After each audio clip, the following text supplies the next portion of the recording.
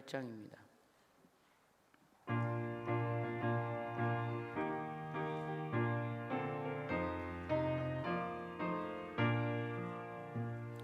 죄에서 자유를 얻게 함은 보혈의 능력, 주의 보혈. 시험을 이기고 승리하니 참 놀라운 능력이로다. 주의 보혈 능력이 있도다. 주의 피 믿으오. 주의 보혈 그 어린 양의 매우 귀중한 피로다. 육체의 정욕을 이길 힘은 보혈의 능력, 주의 보혈. 정결한 마음을 얻게 하니 참 놀라운 능력이로다. 주의 보혈 능력이 있도다. 주의 피 믿으오. 주의 보혈 그 어린 양의 매우 귀중한 피로다. 눈보다 더 희게 밝히는 것 보혈의 능력, 주의 보혈. 부정한 모든 것 밝히시니 참 놀라운 능력이로다. 주의 보혈 능력이 있도다. 주의 피 믿으오. 주의 보혈 그 어린 양의 매우 귀중한 피로다. 그 주의 복음을 전할 제목 보혈의 능력, 주의 보혈. 날마다 나에게 찬송 주니 참 놀라운 능력이로다. 주의 보혈 능력이 있도다. 주의 피 믿으오. 주의 보혈 그 어린 양의 매우 귀중한 피로다. 우리 이 시간 함께 기도하겠습니다. 나라와 민족과 교회를 위해서 함께 기도하겠습니다. 특별히 오늘 새벽 예배를 위해 우리 함께 기도하겠습니다. 오늘 말씀이 내가 들어야 될 그 말씀이 되도록 우리 함께 기도로 간구하는 시간 되시기 바랍니다. 또 특별히 오늘 출발해서 이번 주와 다음 주 해외 선교대회 사역을 감당하시는 담임 목사님의 사역과 건강을 위해 또 일정을 위해 기도 부탁드립니다. 원로 목사님의 건강을 위해서도 기도 부탁드립니다.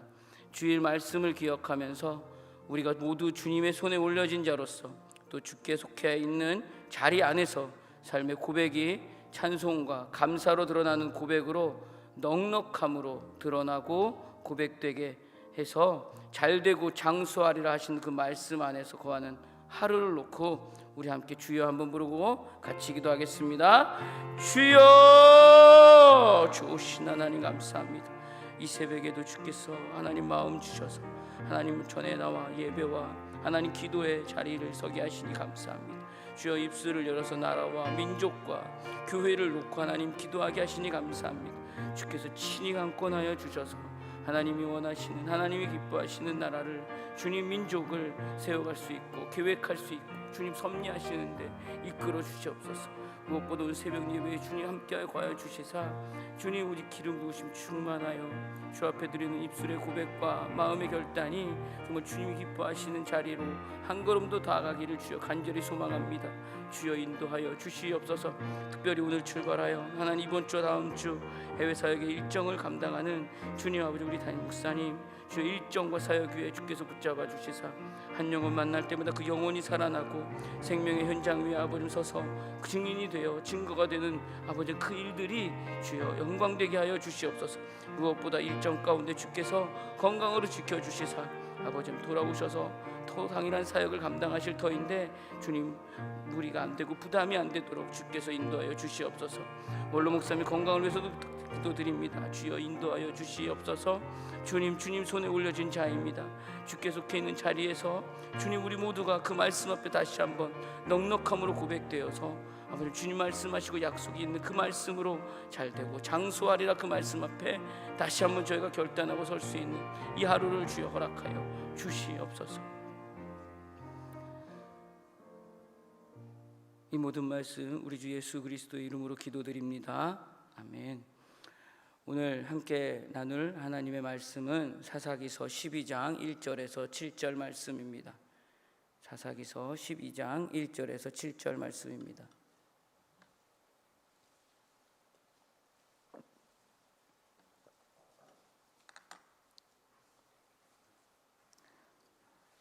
제가 가지고 있는 성경으로는 구약 383페이지입니다. 제가 한 절 읽고 여러분들이 한 절 읽고 마지막 절은 같이 읽도록 하겠습니다. 에브라임 사람들이 모여 북쪽으로 가서 입다에게 이르되 내가 암몬 자손과 싸우러 건너갈 때에 어찌하여 우리를 불러 너와 함께 가지 아니하였느냐? 우리가 반드시 너와 네 집을 불사르리라 하니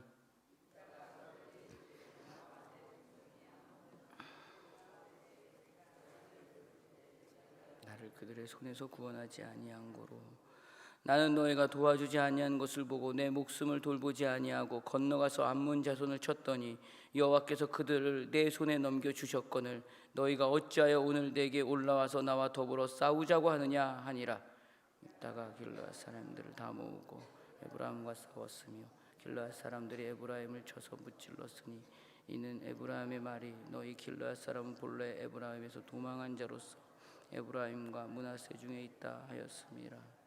길르앗 사람이 에브라임 사람보다 앞서 요단강 나루턱을 장악하고 에브라임 사람이 도망하는 자가 말하기를 청하건대 나를 건너가게 하라 하면 길르앗 사람이 그에게 묻기를 내가 에브라임 사람이냐 하여 그가 만일 아니라 하면 그에게 이르기를 십볼렛이라 발음하라 하여 에브라임 사람이 그렇게 바로 말하지 못하고 십볼렛이라고 발음하면 길르앗 사람이 곧 그를 잡아서 요단강 나루턱에서 죽였더라. 그때 에브라임 사람에서 죽은 자가 42,000명이었더라. 같이 읽겠습니다. 입다가 이스라엘의 사사가 된 지 6년이라 길르앗 사람 입다가 죽음에 길르앗에 있는 그의 성읍에 장사되었더라. 아멘. 333 비전으로 한국의 시대를 준비하라. 이른 영혼, 예수, 교회, 주님의 아멘. 오늘 말씀의 제목을 여전히 포기하지 아니하시는 하나님이라고 잡아봤습니다. 오늘 우리가 함께 읽은 본문의 사사 입다는 길르앗의 기생에서 태어난 아들입니다. 사사기서 11장 1절에 보니까 이렇게 말씀합니다. 길르앗 사람 입다는 큰 용사였으니 기생이 길르앗에게서 낳은 아들이었고 라고 기록하고 있습니다. 입다의 어머니는 현숙한 여인이 아닌 것으로 보입니다. 사회적으로나 도덕적으로나 세상에서 천대받던 부정한 여인으로 보입니다. 또한 여기에서 등장하는 길르앗은 요단 동편에 있는 지역의 명칭을 말하기도 하지만 므낫세 지파 족속 중에 하나인 길르앗 족속을 가리키는 명칭이기도 합니다. 여기에서 입다의 부친으로 소개되고 있는 이름이 길르앗으로 소개되고 있기 때문에 길르앗 족속의 사람으로 입다의 자리를 해석하면 좋을 것 같습니다. 사사기 8장 31절 이하에 보면 기드온의 첩의 아들 아비멜렉이 등장합니다. 지난 시간에 나누었습니다. 아비멜렉은 서자였습니다. 오늘 우리가 함께 읽은 입다는 기생의 아들입니다. 어찌 보면 세상의 위치와 사회적인 시선으로 볼 때 아비멜렉보다 입다의 위치가 더 무시받는 위치일지도 모릅니다. 사사기서 11장 2절에서 3절의 말씀을 보면 길르앗의 본처의 아들 입다가 입다를 쫓아내는 장면이 기록되어 있습니다. 길르앗의 아내도 그의 아들들을 낳았더라. 그 아내의 아들들이 자라매 입다를 쫓아내어 그에게 이르되 너는 5 여인의 자식이니 우리 아버지의 집에서 기업을 잊지 못하리라 한지라. 이에 입다가 그의 형제들을 피하여 돕당에 거주하며 잡류가 그에게로 모여와서 그와 함께 출입하였더라. 쫓아난 이유가 다른 이유가 아닙니다. 아버지의 기업을 함께 나눌 수 없다는 것입니다. 그렇게 쫓겨난 입다는 그의 형제들을 피해서 돕당에 거주하게 됩니다. 거기에서 그의 삶을 보니까 말씀에 이렇게 기록하고 있어요. 잡류가 그에게 모여라고 성경은 기록하고 있습니다. 사사기서 11장 3절에서 말하고 있는 잡류가 무슨 뜻일까요? 이렇게 해석해 봤습니다. 삶의 목적이나 방향이 분명하지 않고 그날 주어지는 대로 하루하루를 무의미하게 살아가는 무리를 잡류가 아닐까 합니다. 이 말을 어디서 많이 들어본 말씀인 것 같아서 찾아봤더니 사사기 9장 4절에 이 전절에 이렇게 말하고 있어요. 아비멜렉이 그것으로 방탕하고 경박한 사람들을 사서 자기를 따르게 하고 라는 말이 기록되어 있습니다. 여기서 방탕한 자들과 같은 의미라고 볼 수 있습니다. 두 사람 모두 방탕하고 경박하고 청박한 사람들과 어울렸다는 말입니다. 오늘 우리가 함께 읽은 사사기 11장 이하의 말씀을 읽다 보면 입다는 그의 인생의 시작부터 매우 억울합니다. 분합니다. 형편과 처지를 보니까 참 이렇게 화가 나지 않을 수 없는, 억울하지 않을 수 없는 그런 인생인 것은 분명합니다. 출신으로 보나 살고 있는 환경으로 보나 세상적인 시선에서 반짝 빛을 볼 수 있는 대책이나 기회란 전혀 없을 것 같습니다. 잡류가 그에게로 모여 와서 그와 함께 출입하였더라. 이 말씀과 같이 입다의 주위에는 그저 같은 처지에 있는 사람들만 모여 있습니다. 그런데 그러던 어느 날 암몬 자손이 이스라엘을 쳐들어옵니다. 입다를 내쫓은 길르앗의 자식들이 이들을 막아보려고 애를 썼지만 힘이 부족합니다. 다급해진 길르앗의 장로들이 생각한 끝에 내린 방법으로 입다를 찾아옵니다. 사사기 11장 4절에서 6절에 있는 말씀이 그 내용입니다. 얼마 후에 암몬 자손이 이스라엘을 치러하니라. 암몬 자손이 이스라엘을 치러할 때에 길르앗 장로들이 입다를 데려오려고 돕당에 가서 입다에게 이르되 우리가 암몬 자손과 싸우려 하니 당신은 와서 우리의 장관이 되라 하니 라고 기록하고 있습니다. 장로들이 내쫓을 때는 언제고 우리의 장관이 되어달라고 하는 환경이 벌어졌습니다.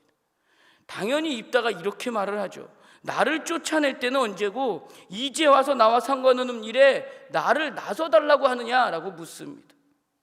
왜 내가 너희 일에 책임을 져야 되느냐라고 묻게 되지요. 그러자 장로들이 우리와 함께 가서 암몬 자손들과 싸워준다면 모든 길리앗 사람들의 통치자가 될 것입니다 라고 말을 합니다. 자리를 주겠다는 것이죠. 그 말씀이 사사기서 11장 9절에서 11절에 기록하고 있습니다. 사랑하는 성도 여러분, 이들의 모습을 보면 여호와를 향한 신앙의 모습이 매우 깊어 보이는 것 같습니다. 그러나 이들은 여전히 어떠한가요? 자리와 형식에 매여 있습니다.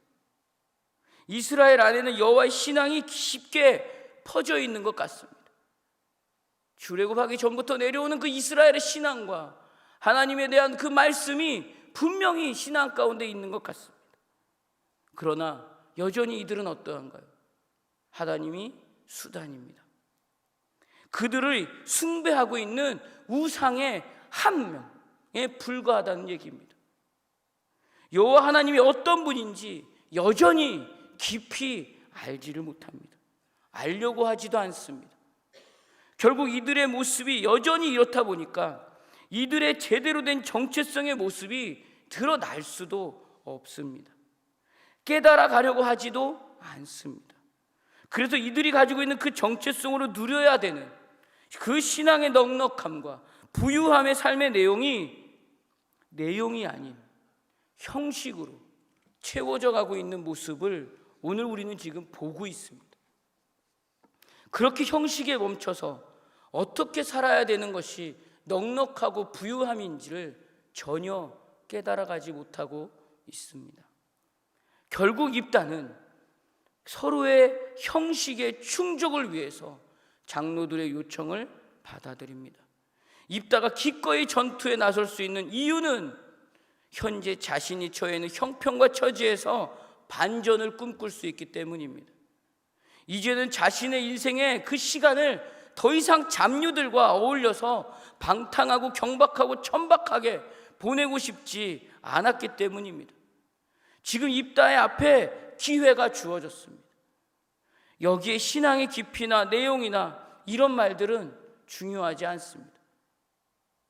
그저 보이는 형식의 갖춤을 갖추고만 싶습니다.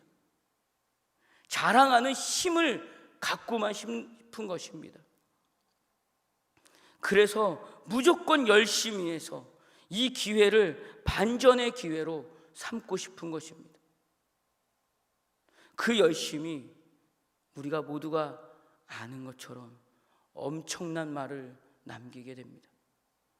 우리가 한번 말씀을 한번 찾아보겠습니다. 사사기서 11장 30절에서 31절 말씀입니다.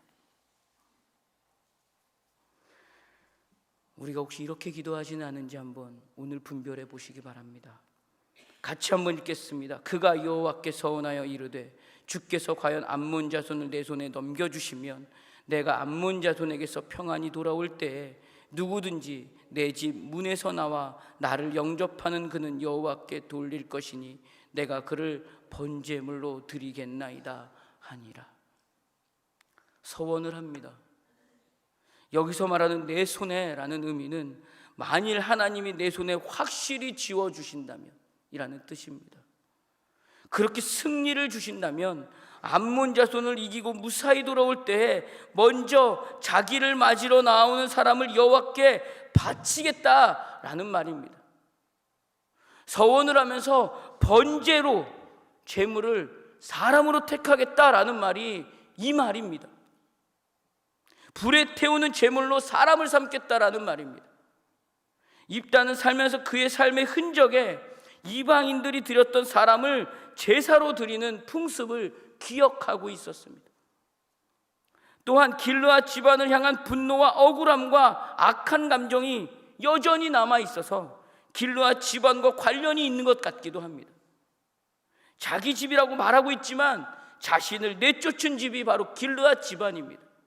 자신이 내쫓겨 잡누들과 어울려서 방탕하고 경박한 삶의 흔적이 자리 잡아갈 때도 아무도 자신을 도와주지 않았습니다. 돌아봐 주지 않았습니다. 자신에게 그 어떤 가족으로서의 모습을 길르앗 집안의 사람들은 보여주지 않았습니다.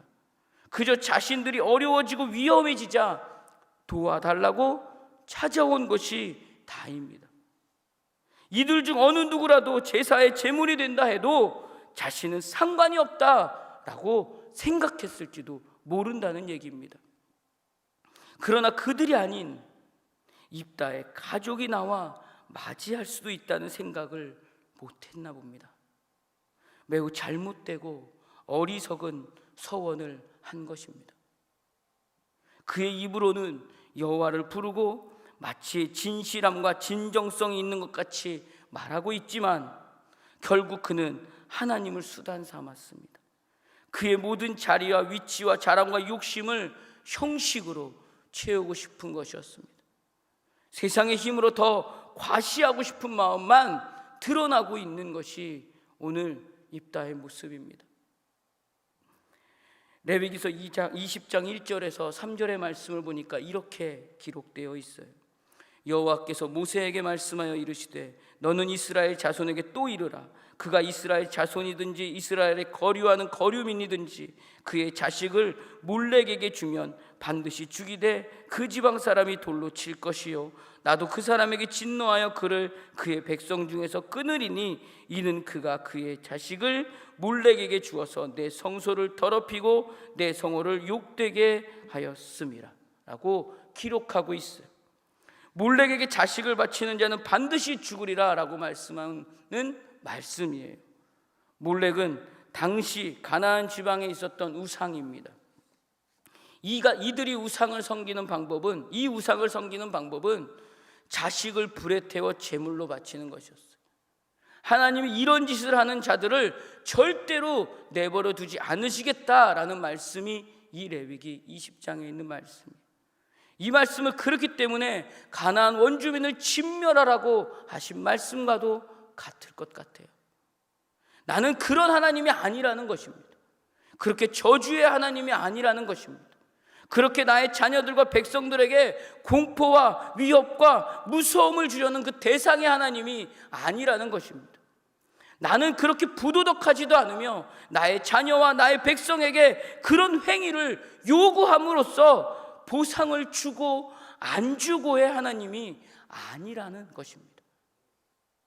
나는 지혜와 은혜와 진리와 긍휼과 자비의 하나님이라고 말씀하고 계신 것입니다.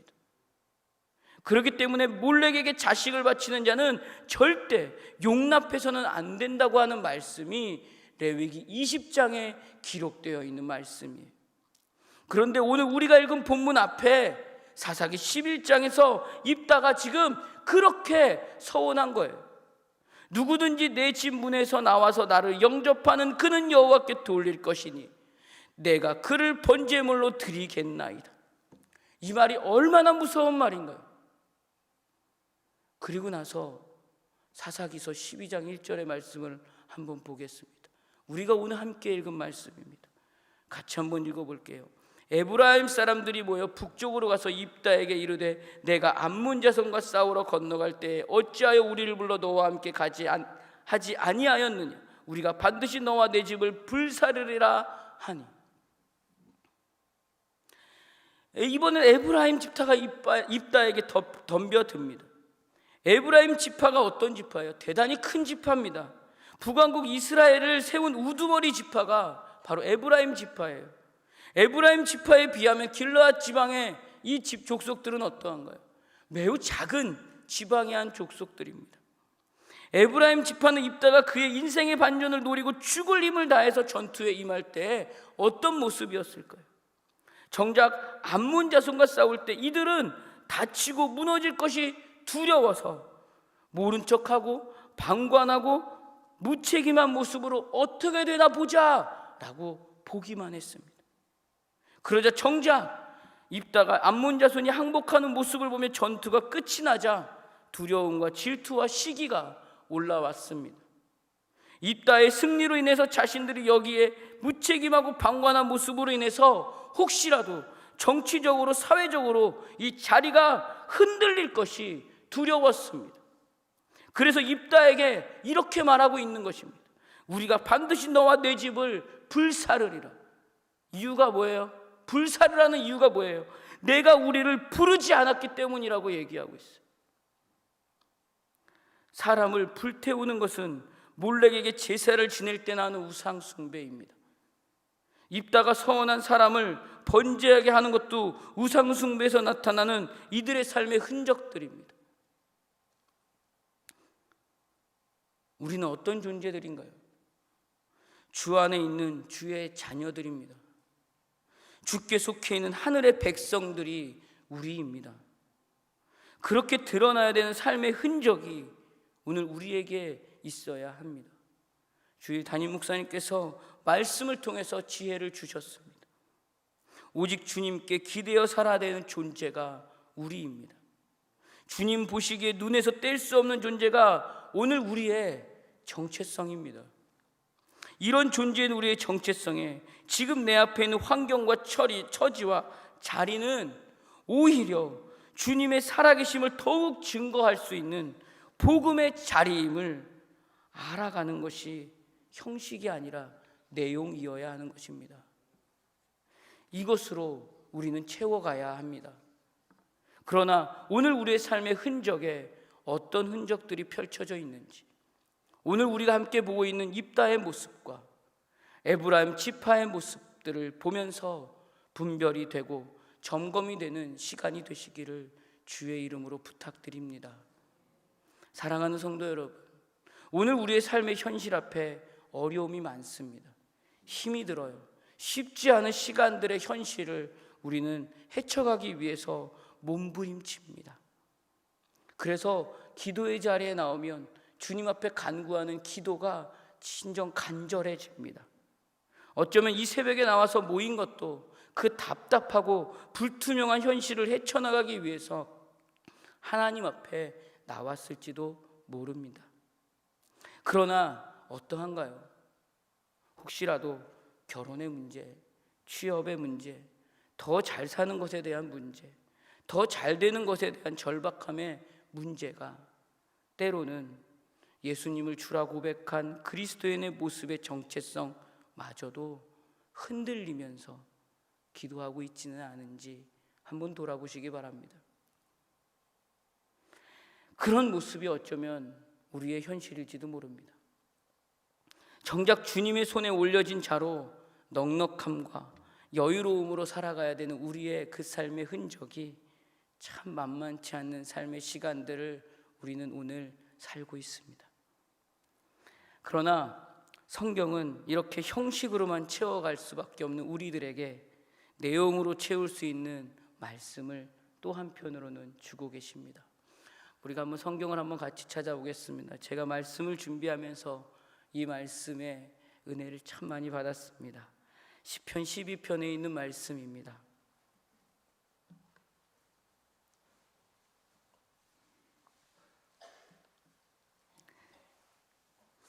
시편 12편 1절에서 4절에 있는 말씀입니다. 우리가 같이 한 목소리로 읽겠습니다. 여호와여 도우소서. 경건한 자가 끊어지며 충실한 자들이 인생 중에 없어지나이다. 그들이 이웃에게 각기 거짓을 말하며 아첨하는 입술과 두 마음으로 말하는도다.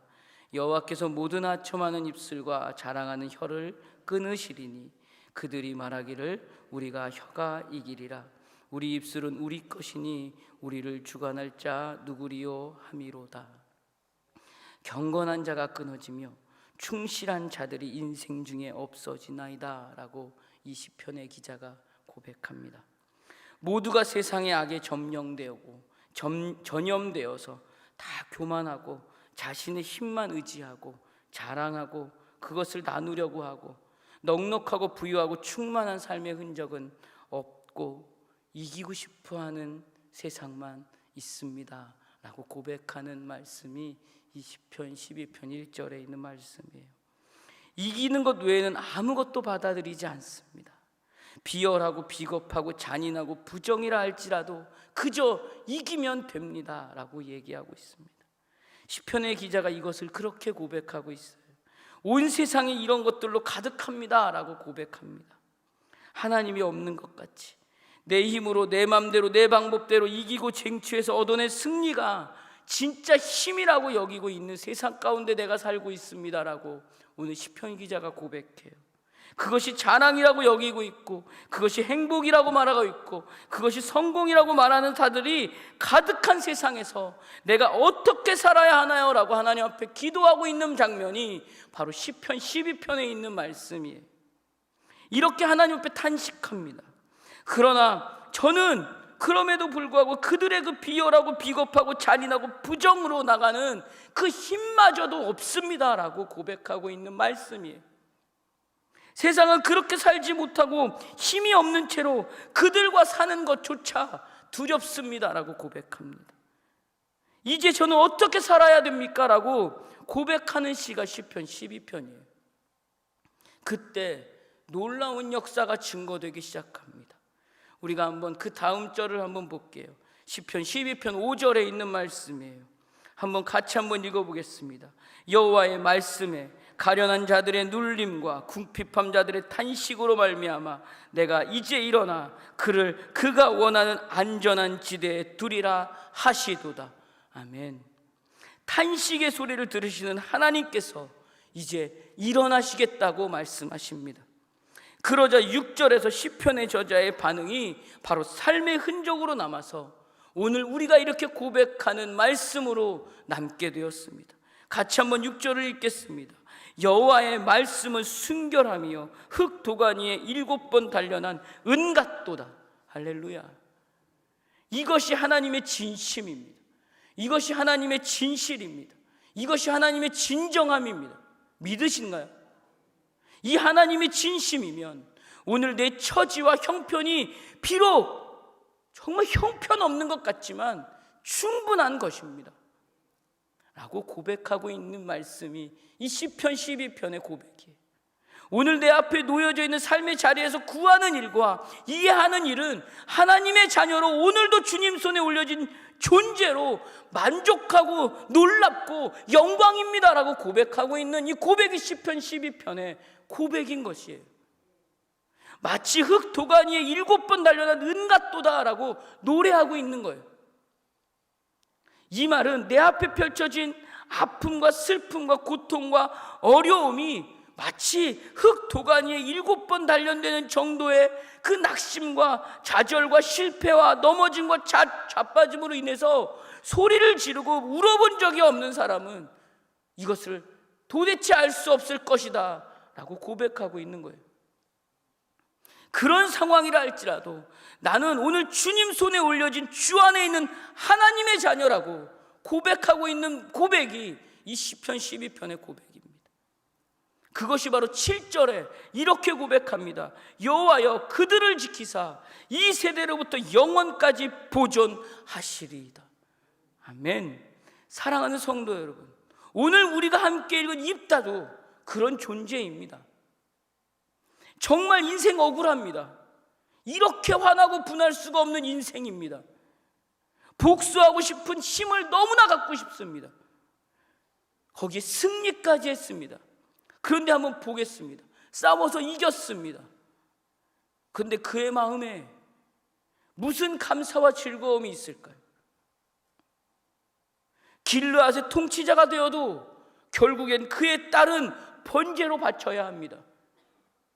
여기에 남 잘 되는 거 못 보는, 너무나도 싫어하는 그 에브라임 지파가 지금 쳐들어오고 있습니다. 불이라는 소리만 들어도 옷을 찢고 괴롭고 참담합니다. 그런데 이들이 와서 집까지 불사르겠다고 합니다. 어찌할까요? 성질이 불같이 올라왔어요. 그래서 다 때려 부순다고 말합니다. 여기에 길르앗 사람들을 불같이 화가 나서 그 쳐부수는 일에 동참하고 있는 장면이 오늘 우리가 함께 읽은 이 사사기 12장 1절 이하에 있는 말씀이에요. 길르앗 사람들이 이 싸움에 동참한 이유가 있어요. 왜 동참했나요? 에브라임 사람들에게 무시를 당했습니다. 너희는 원래 우리 중에서 쫓겨난 자들이고 도망간 자들이잖아. 너희는 실패한 자들이야 라고 에브라임 사람들이 지금 말하고 있는 거예요. 이 말에 입다와 길르앗 사람들이 불같이 화가 나서 다 달려들어서 지금 이와 같은 장면을 만들고 있는 것입니다. 에브라임은 요단강 왼쪽에 있습니다. 길르앗은 요단강 오른쪽에 있습니다. 이 싸움에서 길르앗 사람들은 에브라임 사람보다 앞서가서 요단강을 차지하죠. 강을 건너려면 배를 타야 합니다. 이 길목에 서서 길르앗 사람들이 차지하고 나서 어떻게 해요? 발음 하나로 길르앗 사람과 에브라임 사람을 구별해서 죽여버리기 시작합니다. 무슨 말인가요? 우리나라 말로 하면 쌀이라고 발음이 안 되는 지방의 사람들이 계십니다. 그렇죠? 쌀이라고 말하면 살이라고 합니다. 그죠? 그렇게 구별해서 죽여버립니다. 어떻게 죽여요? 이렇게 심각한 상황까지 벌어졌어요. 그때 에브라임 사람이 죽은 자가 42,000명이었더라. 이런데도 불구하고 성경은 입다를 사사로 소개하고 있습니다. 히브리서 11장 32절은 입다를 위대한 믿음의 선조로 기록하고 있어요. 내가 무슨 말을 더하리요? 기드온, 바락, 삼손, 입다, 다윗 및 사무엘과 선지자들의 일을 말하라면 내 시간이 부족하리로다. 정작 오늘 본문을 보면 자신의 삶의 흔적에 자랑도 이해도 못하고 있는 입다의 모습임에도 불구하고 하나님은 그를 믿음의 선조로 세워놓고 있다는 사실이에요. 하나님은 이런 삶의 흔적의 존재까지도 하나님의 손에 올리시고 품으시고 안고 계시다고 성경은 지금 말씀하고 있는 것입니다. 시편 12편의 말씀과 같이 우리는 그저 하나님 앞에 엎드려 탄식할 수밖에 없는 존재에 불과합니다. 세상은 온통 죄인들로 가득합니다. 여기에 우리가 설 자리는 전혀 없는 것 같습니다. 그러나 세상을 따로 살려고 하니까 어때요? 세상을 이길 힘이 나에겐 전혀 없습니다. 하나님, 나는 대체 어디로 가야 그 쉴 자리와 평강을 얻을 수 있을까요? 라고 고백할 수밖에 없는 존재가 우리입니다. 이렇게 탄식하며 엎드린 우리에게 하나님이 동일하게 말씀해 주십니다. 내가 너희를 위하여 일어나리라, 너희를 구원하리라 라고 말씀하십니다. 그 약속이 무엇인가요? 바로 십자가입니다. 그 완성이 십자가입니다. 오늘 우리의 삶은 결국 하나님의 지혜와 능력인 그 십자가로 증명해낼 수 있는 것입니다. 아무것도 아닌 존재가 아니라는 것입니다. 나를 절대 놓으시지 않으시는 하나님이 오늘 나를 그분의 손 위에 올려놓습니다. 이것을 알기에 오늘 내 삶의 흔적에 넉넉함과 풍성함이 있습니다. 이것이 예수님을 믿는 진실의 내용입니다. 이 진실함 앞에 서서 구원받은 우리가 하나님의 능력이 되심을 증거하는 모두가 되시기를 주의 이름으로 축복합니다. 하나님께서는 오늘 우리의 정체성, 우리의 존재를 두고서 하나님의 열심으로 모든 것을 거셨습니다. 그러나 오늘 우리가 잠시 넘어지고 쓰러졌다고 해도 하나님은 절대 넘어지시거나 쓰러지시지 않으십니다. 흙도가니에 7번 반 단련한 은같이 된다는 사실입니다. 하나님이 누구신지, 그가 부르신 이 땅에서 삶의 흔적이 무엇으로 남아야 하는지 알아가려면 오늘 나의 걸음의 진정한 정체성을 깨달아 가야 합니다. 그것으로 삶의 흔적으로, 그것이 삶의 내용이 되어서 채워져 갈 때 주의 영광이 이 땅에 채워질 것입니다. 그것이 예수를 믿고 닮아가는 것입니다. 하나님은 여기까지 우리를 또 나를, 오늘을 절대 포기하지 않으실 것입니다. 이끌고 갈 것입니다. 이것을 알아서 감사와 자랑이 되는 오늘이 되시기를 주의 이름으로 축원합니다. 기도하겠습니다. 하나님 아버지, 주의 은혜를 감사합니다. 우리는 그저 오늘만 살고 말았으면 좋겠다고 하며 형식에 매여 살고 있는 존재가 우리임을 오늘도 고백합니다. 이런 우리의 인생에 주께서 십자가로 우리의 걸음에 복을 허락해 주셨습니다. 영광되게 하시겠다고 오늘 말씀으로 다시 확인해 주시니 감사합니다. 하나님, 우리는 세상의 가치와 형식과 자랑으로는 답이 되지 않는 존재입니다. 세상의 것들로 채우는 것이 얼마나 헛된 것인지 오늘 또한 말씀을 통해 알려주셨습니다. 삶의 흔적에 하나같이 부끄러움만 남아있다는 것을 보여주셨습니다. 오직 하나님께만 그 길과 답이 있음을 말씀해 주셨습니다. 하나님의 은혜 위에, 하나님의 영광 아래 사는 삶의 흔적의 넉넉함과 풍성함을 이날에 허락하여 주시옵소서. 하나님의 진실함과 복되게 하심의 일하심 안에 오늘도 우리를 묶어주셔서 넉넉함과 평강을 알아가는 시간을 허락하여 주시옵소서. 오늘도 주님의 손에 올려진 존재로 주 안에서 누려야 할 그 복의 삶의 흔적이 우리의 내용 안에 남게 하여 주시옵소서. 그렇게 살아가는 오늘이 되기를 간절히 원합니다. 주여 인도하여 주시옵소서. 주여 강하고 담대하게 하신 하나님 앞에, 그 두려움 앞에 살게 하시니 감사합니다 라고 고백한 고백으로 주 앞에 예물을 드립니다.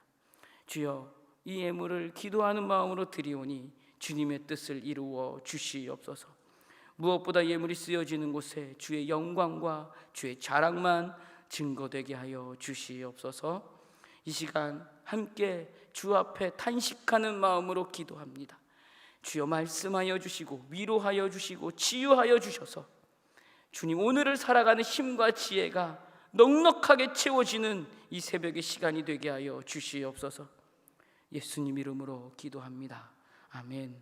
하늘에 계신 우리 아버지, 아버지의 이름을 거룩하게 하시며 아버지의 나라가 오게 하시며 아버지의 뜻이 하늘에서와 같이 땅에서도 이루어지게 하소서. 오늘 우리에게 일용할 양식을 주시고 우리가 우리에게 잘못한 사람을 용서하여 준 것 같이 우리 죄를 용서하여 주시고 우리를 시험에 빠지지 않게 하시고 악에서 구하소서. 나라와 권능과 영광이 영원히 아버지의 것입니다. 아멘. 이 시간 함께 말씀을 기억하며 그동안 내 자리에서 내 자리와 내 위치를 지키기 위해 하나님 앞에 혹시라도 이따와 같이 에브라임 지파와 같이 형식으로 하나님 앞에 수단 삼아 기도하고 간구한 것은 없었는지 돌아보며 오늘의 삶의 자리에서 주님이 정말 기뻐하시고 주님의 손에 올려진 자로서의 그 넉넉함으로 기도할 수 있는 자로 복음이 되는 시간이 되게 해달라고 우리 시간 한 목소리 같이 기도하고 또 갖고 온 하나님 앞에 기도 제목을 하나님 앞에 내어놓고 돌아가시도록 하겠습니다. 우리 주여 한 번 부르고 같이 기도하겠습니다. 주여! 주 오신 하나님 감사합니다.